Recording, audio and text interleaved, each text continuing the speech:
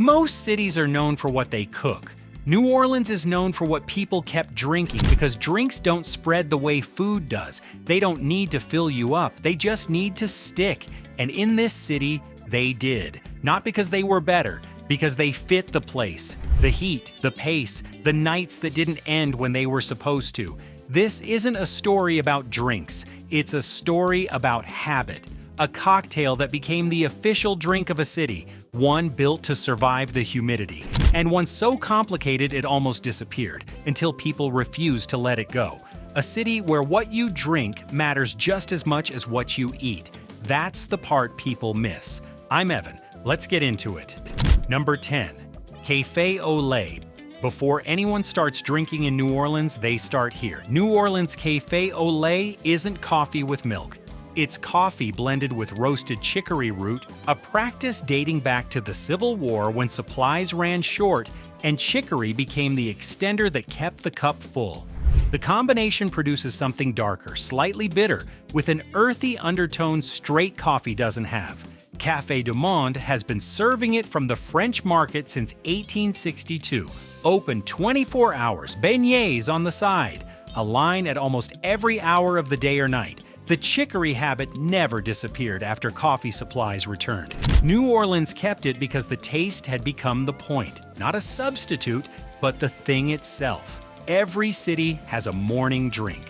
New Orleans made its morning drink an institution that's been running over 150 years without changing the recipe. That's not coffee, that's a ritual that outlasted the emergency that created it. Number 9. Cold brew coffee.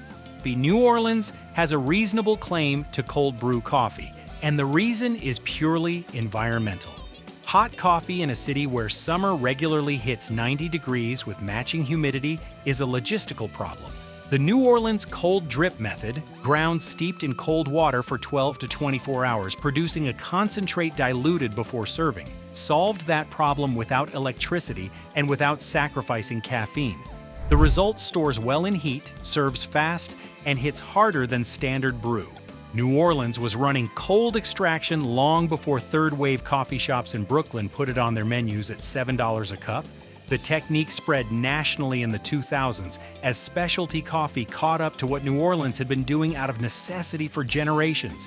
Heat built the method. New Orleans got there first because it didn't have a choice. Number 8.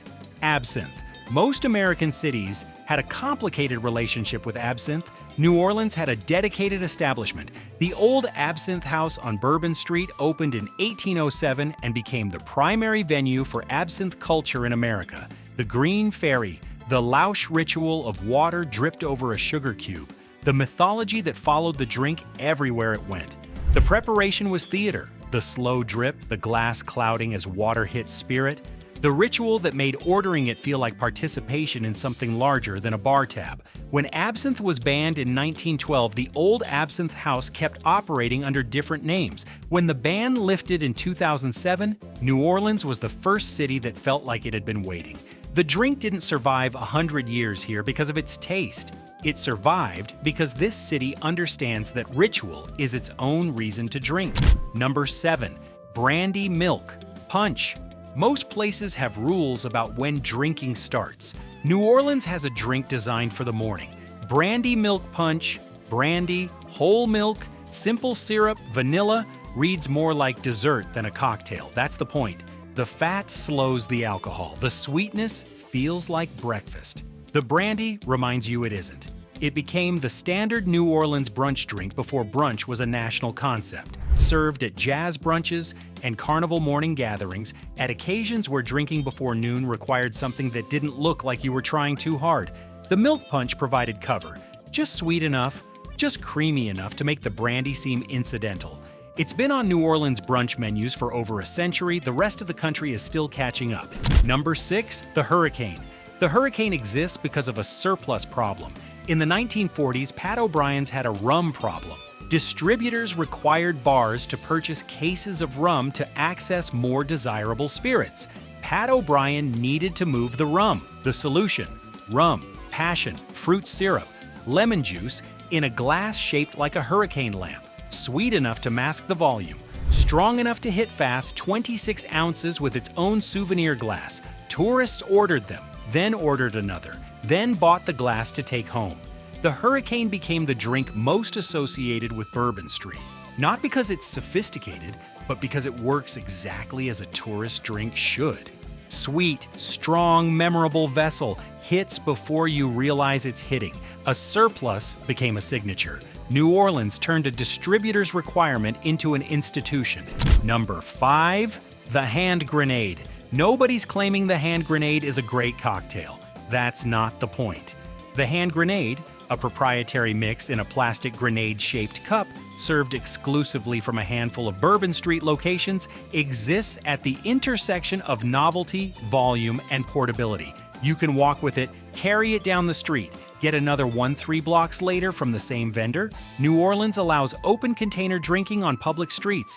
The hand grenade was built for that legal environment. The cup is the marketing, the portability is the product. It's designed to keep people on Bourbon Street moving between venues, maintaining the momentum that makes a night here feel like it has no natural stopping point. Other cities make you finish before you leave.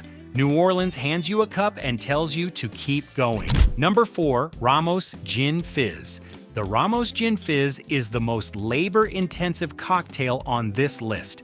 That's not an accident, it's the argument. Gin, lemon juice, lime juice, simple syrup, cream, egg white, orange flower water, club soda, shaken for 10 to 12 minutes minimum until the egg white and cream emulsify into a foam so dense it holds shape above the rim of the glass.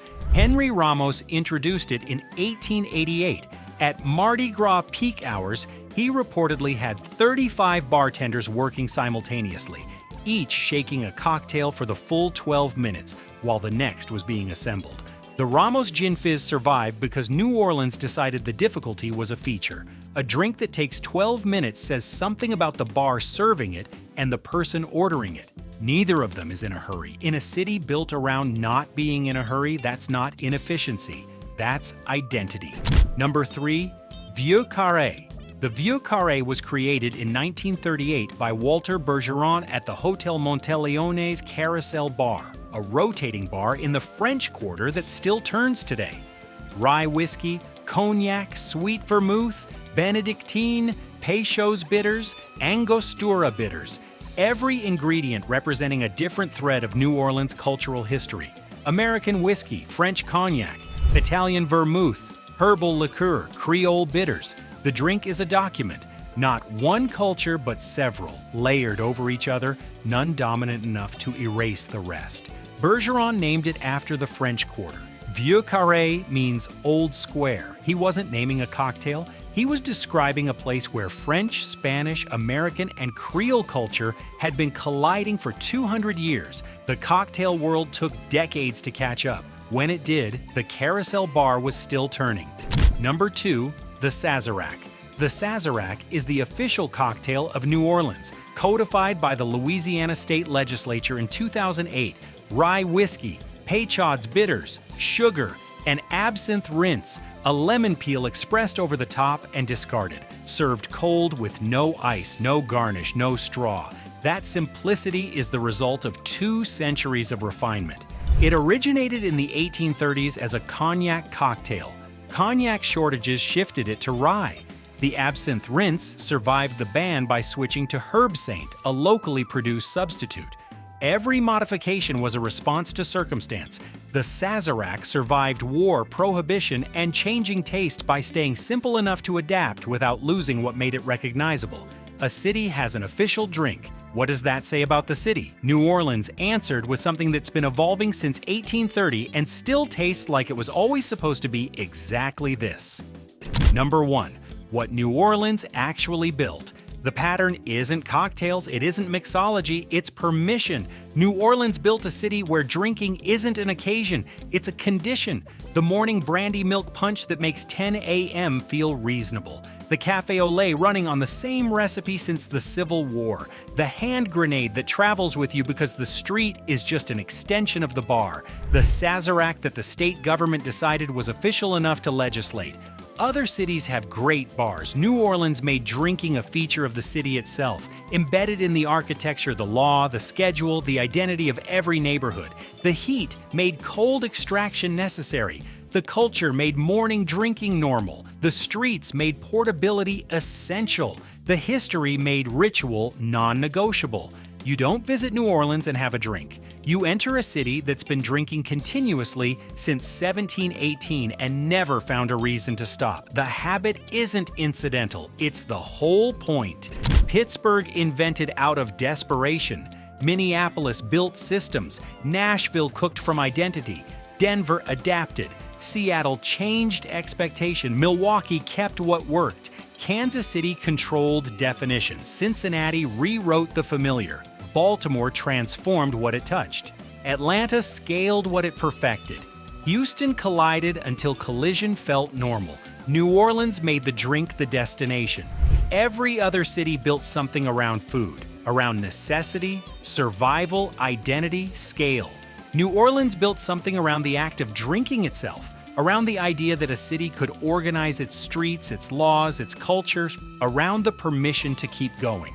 The Sazerac didn't make New Orleans famous. New Orleans made the Sazerac necessary. Same with the hurricane. Same with the brandy milk punch at 10 a.m. Same with the coffee that outlasted the shortage that created it. The drinks didn't define the city.